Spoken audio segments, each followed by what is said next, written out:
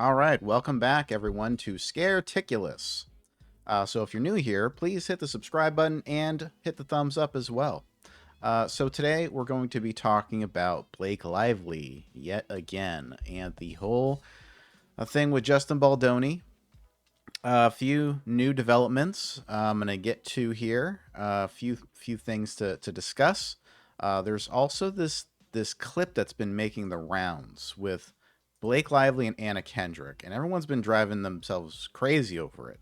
Um, they're basically saying that Anna Kendrick can't stand Blake Lively just by this clip, just by what we can see in this clip. So let's watch it, and then I'll give my assessment after it's done. So what happens in the third one? No, I'm joking. Capri and Rome. Honestly, so Paul, we really wanted to make this second movie, and I was like, Paul, he wanted to shoot in Capri, and I was like, that sounds amazing, but it's very expensive, and let's just shoot in Connecticut. That's where the first one took place. I didn't understand why it needed to be Capri, and now I want to live there. I love it so much.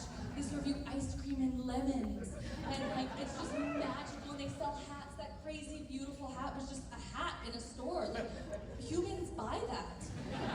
It's amazing. No, Blake came to us with, I just found this hat. I go, wait, like she pulls out this landing pad of the hat. It's a roof. We need it. It was like, yes. It's in. So anyway, it's just like it's pretty magical. So yeah, it was really nice. And Rome was Rome. I really love that you just. So what happens? So in the third one? that was it. So I think because Anna Kendrick, she has her body language is she's kind of looking down. She has like her hand on her wrist, right in front of her. And she's not, most importantly, she's not really looking at Blake Lively throughout this. And I think that's what people are kind of latching on to. There is one moment where she does look at Blake right over here. And that's the only time she ever looks at her is right around this section. That's just in this cherry picked clip here. And then, she does look at Paul Feig once he starts talking. She does look right at him. And then, for a good bit, and then looks back. Now, let me kind of analyze this a little bit. So I think personally that she's not looking at Blake and she's looking down because she might be a little bit nervous, hence why she has her hand on her wrist like that. I think also she's putting the mic down so that she doesn't accidentally speak into it or breathe into it in a certain way. We have to remember that these are actors first and foremost, so they're going to try to be as professional as possible in the public spotlight. So she's not going to, Anna Kendrick's not going to show her disdain, for Blake Lively as publicly as possible like this. Are there like subtle tells that she may not like Blake? Possibly, but I don't think they're in this video. I mean, there's a lot to discuss when it comes to the Blake Lively situation, but I really think people are blowing this one out of proportion. There is one part I thought was interesting, and it's at the beginning of this clip. If you notice this, Anna Kendrick, she does brush her hair back, and then right after that, Blake Lively brushes her hair back at like nearly like right afterward. Now, that's probably like a coincidence. Again, that's just something that it's just something you notice, right? But it doesn't mean anything. You could say, oh, Blake's mirroring Anna Kendrick and, she's narcissistically imprinting onto her or some malarkey like that. Like people like overanalyze so much and they drive everything way too far. You guys over exaggerate every little thing. There's a lot to talk about when it comes to the lawsuit and stuff. But when it comes to this clip, I see this as like a big old nothing burger, to be perfectly honest. Now she looks off, she looks down. She could be thinking, she could be remembering something. I did notice that when Blake kind of launches into her little story, she's kind of looking off to the left, which is interesting because usually when you're trying to remember something, you look to the right.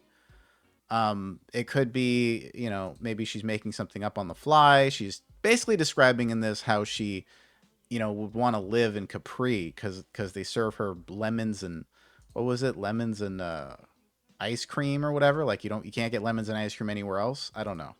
I don't know what kind of weird story she's trying to tell. But when she does say that story, that stupid story about lemons and ice cream in Capri, Anna Kendrick looks right at her and smiles and nods. She is nodding subtly here. She's not like shaking her head. She is nodding. If you kind of look here a little bit, she is nodding her head ever so slightly. So she's not being disapproving at all.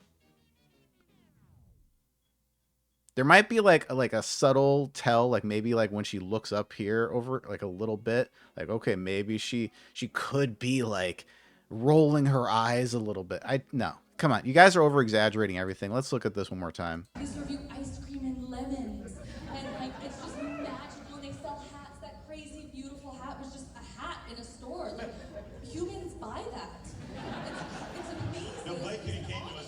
Is it like they're overanalyzing her face to like make it seem like, oh, she's putting on like a happy face to make it seem like she likes her or something? Is that what we're going for? I don't know. I don't know exactly what people are talking about, but they keep referencing this clip specifically to get outraged about. And I just don't think there's anything here. But anyway, that was that whole situation. Now I want to get into some other stuff with Blake Lively. And this stuff actually holds a little bit more weight, in my opinion here. Let me adjust my stuff here. So this video here, I guess was from an ad or something that Blake Lively had. You know, when it came to her alcohol, was it Betty Buzz or something like that? Betty Booze. I forgot what the hell it was called, but let's see. I don't know if there's a video of it somewhere.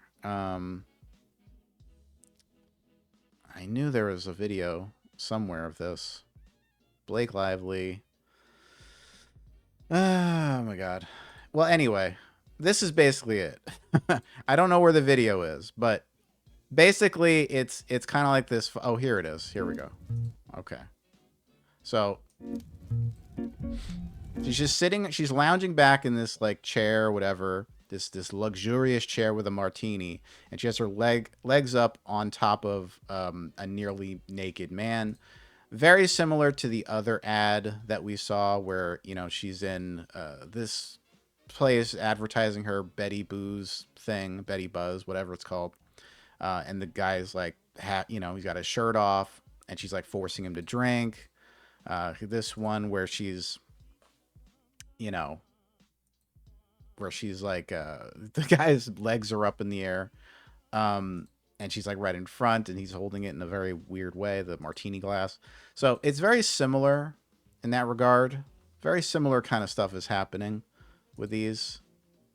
So overall, I think these are much better representations of what is happening in Blake Lively's mind when it comes to, you know, sexual harassment, sexual objectification. You know, she's obviously objectifying these men and making sure that they're muscular. She's trying to project this like boss babe kind of image, you know, in these ads, and making them, you know, very salacious, like on purpose, and then it's not what you think.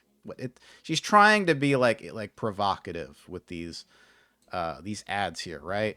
So this was a newly discovered one with the, you know, the her feet on top of the guy's back, but it calls into things like, you know, like slavery or indentured servitude. It brings up like things like that, and almost like she's trying to overpower men with this imagery. It's kind of complicated to really assess like what she's going for in this. I can only assume she's marketing to feminists, or she was. This is from like years ago. You know, this stuff was advertised back in like 2018 or something like that. So it's a long time ago, relatively speaking, but still, you know, this is the kind of stuff she thinks is marketable. There's a reason all men love Betty Buzz. Because at Betty Buzz, we don't test on animals. We test on men. Now I don't know if that's supposed to. And then she says, "Oh, that's a good boy here." That's a good boy. Like, is that supposed to appeal to men? I think she needs to get better marketing managers to help with her ads.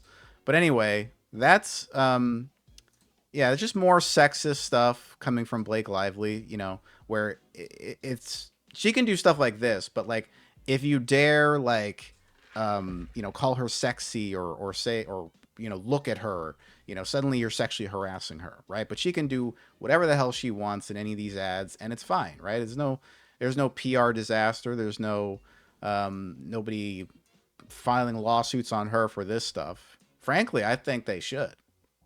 But anyway, then there's one other piece of news I want to get to, and that is this. So, if you guys recall, Blake Lively accused Justin Baldoni of biting her lip during one of these scenes, right? And improvising the intimacy scenes, the sex scenes, stuff like that.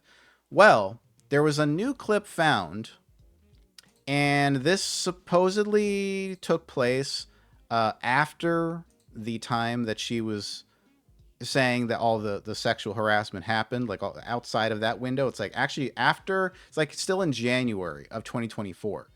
So like a few months before the movie came out, where they were still filming scenes for the movie. But after that January meeting that they had, where they're like, you got to do this or else, So it's very important to kind of keep the dates in mind here. But still, even so, let's look at this clip.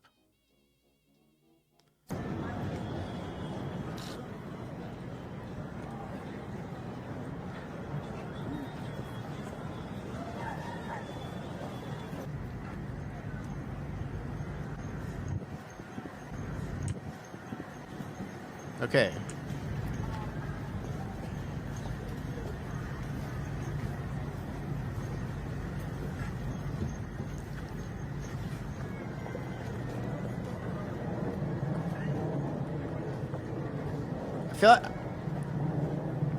I feel like I'm walking in on someone like someone's private time right now. This is like I feel like this is so like guerrilla style filming. Like I don't know if this did they just make out on set?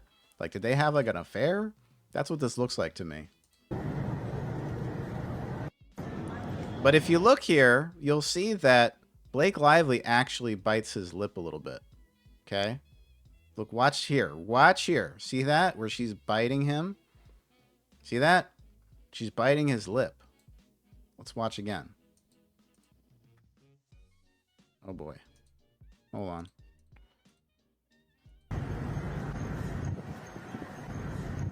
See that? She is very clearly biting his lip. Now, I don't know if there was biting lips in the script or the intimacy. I don't know. I don't know if there was lip biting in any of it. But the fact of the matter is, you can't tell Justin Baldoni not to bite your lip if you're biting his lip. You know what I mean? Like, it's just weird.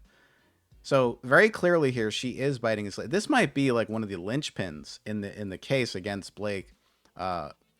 When this goes to court, is showing a scene like this where it's like she's actually biting his lip, which undercuts her whole argument, her whole case of sexual harassment, which is what this whole thing is based upon. Right now it's a whole media circus where it's like, almost a fight between the marketing companies, these companies that are like, mitigating risk for the people that they're trying to help out here, right?